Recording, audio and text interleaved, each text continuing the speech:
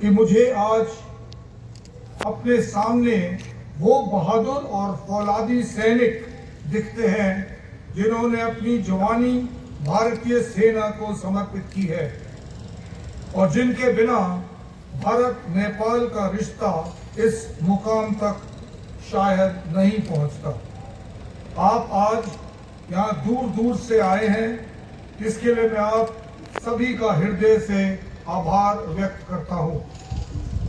सबसे पहले मैं उन गोरखाली वीरों को हार्दिक श्रद्धांजलि अर्पित करता हूँ जिन्होंने अपना कर्तव्य निभाते हुए अपनी जान की बाजी लगाई और शहीद हुए, और सभी मौजूद वीर नारियों को भी सम्मान और संवेदना के साथ नमन करता हूं। भारत और नेपाल के संबंध सदियों पुराने हैं। ये रिश्ता सिर्फ दो पड़ोसी देशों का नहीं बल्कि संस्कृति, परंपरा, धार्मिक आस्था और इतिहास के रिश्ते हैं। भगवान राम और माता सीता से जुड़े संबंध, पशुपतिनाथ और काशी जैसे पवित्र स्थलों की आस्था और ओपन बॉर्डर्स यानी खुले बॉर्डरों के माध्यम से लोगों के बीच के गहरे संपर्क ने इन दोनों देशों को हमेशा एक दूसरे के करीब रखा है। भारत और नेपाल की सेनाओं के बीच का विशेष संबंध भी इसी ऐतिहासिक दोस्ती का एक महत्वपूर्ण हिस्सा है। यदि मैं गोरखा सोल्जर की वैलर की कहानी की बात करूं, गोरखा वीरता और शौर्य की परंपरा सदैव पुरानी है। गोरखा वीरों ने अपनी बहादुरी, वफादारी और बलिदान से दुनिया भर में अपनी एक अलग पहचान बनाई है। भारतीय सेना के साथ गोरखा जवानों का संबंध भी एक गौरवमय इतिहास है, जहां उन्होंने हर युद्ध और हर चुनौती में अद्भुत साहस और कर्तव्य निष्ठा का प्रदर्शन किया है। अपने वीर एक्स सर्विसमैन के बीच खड़े होकर मुझे गर्व है कि गोरखा वीरों की ये महान परंपरा आज भी उतनी ही मजबूत और जीवंत है। नेपाल में भारत का डिफेंस विंग भारत नेपाल के रक्षा संबंधों को मजबूत करने में एक महत्वपूर्ण भूमिका निभाता है। डिफेंस विंग नेपाल आर्मी के साथ हमारे सैन्य संबंधों को और गहरा करने के साथ साथ हमारे एक्स सर्विसमैन और उनके परिवारों के वेलफेयर से जुड़े मामलों में भी सहायता और समन्वय करता है। आप सभी हमारे लिए केवल पूर्व सैनिक ही नहीं बल्कि भारत और नेपाल के बीच दोस्ती और भरोसे के जीवंत प्रतिनिधि हैं। आपकी सेवा और बलिदान की सम्मान देना यानी आपकी सेवा और बलिदान दोनों को सम्मान देना और आपके वेलफेयर का ध्यान रखना हमारी मुख्य जिम्मेदारी है। मुझे विश्वास है कि डिफेंस विंग और हमारी रेजिमेंटल संस्थाओं के निरंतर प्रयासों से ये संबंध और भी मजबूत होते रहेंगे। मैं आप सभी को विश्वास दिलाना चाहता हूं कि एक्स सर्विसमैन के वेलफेयर के लिए जो भी संभव होगा उसके लिए मैं पूरी कोशिश करूंगा। ईसीएचएस पॉलिक्लिनिक पोखरा के बेहतर फंक्शनिंग के लिए अन्य आवश्यक मेडिकल इक्विपमेंट उपलब्ध कराने का प्रयास किया जाएगा। मुझे पता है वहां काफी इक्विपमेंट की जरूरत है और हमने चाहे वो डीजी असम राइफल हो या भारतीय सेना डायरेक्टली इन पॉलीक्लिनिक्स को विस्तार से पूरे मॉडर्न मेडिकल इक्विपमेंट से इक्विप करने की कोशिश अभी से शुरू करेगी और मेरा मानना है आने वाले वर्ष में आप लोग सब इस इम्प्रूवमेंट को तमाम पॉलीक्लिनिक्स में पूरी तरीके से एक्सपीरियंस करोगे। अगर मैं हेल्थ और ईसीएचएस की एक बार फिर से बात करूं, स्वास्थ्य के क्षेत्र में ईसीएचएस योजना जो वर्ष 2014 से नेपाल में सफलता के साथ चल रही है और ईसीएचएस सदस्य भारत और नेपाल के अच्छे अस्पतालों में आसानी से उपचार करवा सकते हैं, उसी के साथ अन्य अधिक से अधिक इम्पैनल्ड हॉस्पिटल्स की संख्या को भी निरंतर बढ़ाए जाने का प्रयास जारी है। इसी कड़ी में नेपाल के पश्चिमी क्षेत्र के भूतपूर्व सैनिकों को मैं संबोधित करना चाहता हूं और मानता हूं कि जो कोहलपुर में ये जो नया ECHS पॉलीक्लिनिक आज इनॉग्रेट किया गया है, उसका आप पूरी तरीके से फायदा और इस्तेमाल उठा सकेंगे।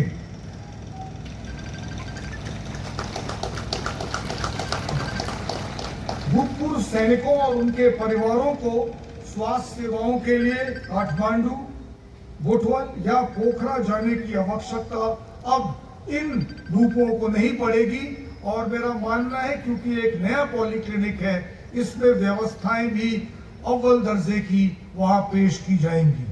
ये पॉलीक्लिनिक मैं आज भारतीय सेना की तरफ से नेपाल के सभी भूपूर्व सैनिकों और उनके परिवारों को समर्पित करता हूं। कुछ हफ्ते पहले जब मैंने चीफ ऑफ आर्मी स्टाफ का पद संभाला तो मैंने सेना के सामने 5 अपने विचार रखे थे, जिनका संक्षिप्त मैं आपके सामने बयान करना चाहता हूं। उसका मैंने नाम रखा था विजय, और जिसमें जो 5 अक्षर है V से मतलब था विजिलेंस और रेडीनेस, यानी कि तत्पर हमेशा रेडी रहना।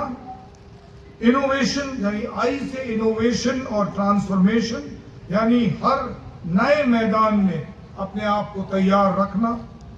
J से जॉइंटनेस, यानी थल सेना, नौसेना और वायुसेना का आपस में पहले से ज्यादा मिलकर काम करना।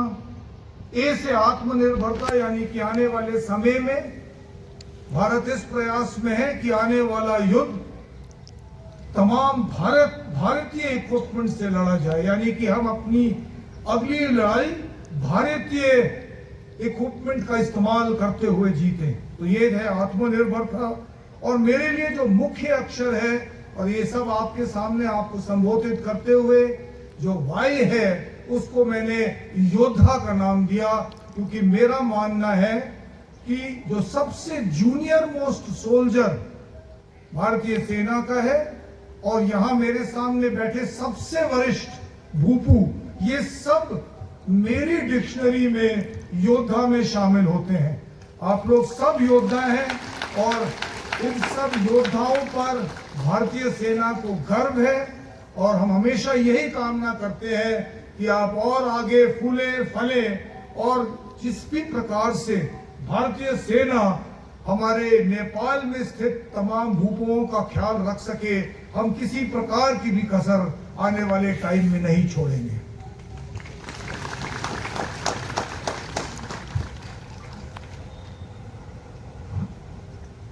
को दिल से धन्यवाद देता हूं कि आपने अपनी उपस्थिति से इस अवसर का और भी गौरव प्रदान किया है। आपने अपनी जिंदगी का जो बहुमूल्य समय भारत की देश की सेवा या भारत देश की सेवा में समर्पित किया है, और आपका सम्मान और कल्याण इसीलिए हमेशा भारतीय सेना का फर्ज बना रहेगा। मैं आपको विश्वास दिलाता हूं कि आपके हित, वेलफेयर और सुविधाओं के लिए जो कुछ भी संभव होगा, हम पूरी निष्ठा और समर्पण के साथ पूरा करेंगे। आप कभी भी अपने आप को अकेला नहीं समझना। भारतीय सेना हमेशा आपके साथ खड़ी है और आगे भी हर संभव सहायता और सहयोग प्रदान करती रहेगी। आप सभी को मेरी हार्दिक शुभकामनाएं और यहाँ मौजूदगी पर बहुत बहुत धन्यवाद।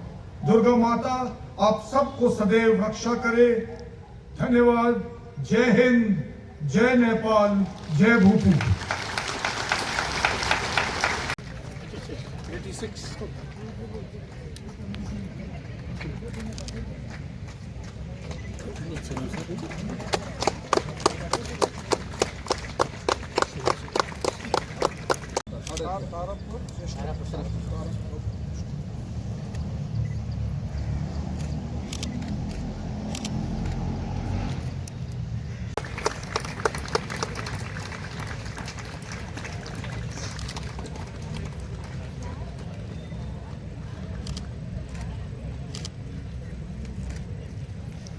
पूरे अलि यता यता नि समय यता यता समय बस्नुहुन्छ कि दुईजना हजुर दुईजना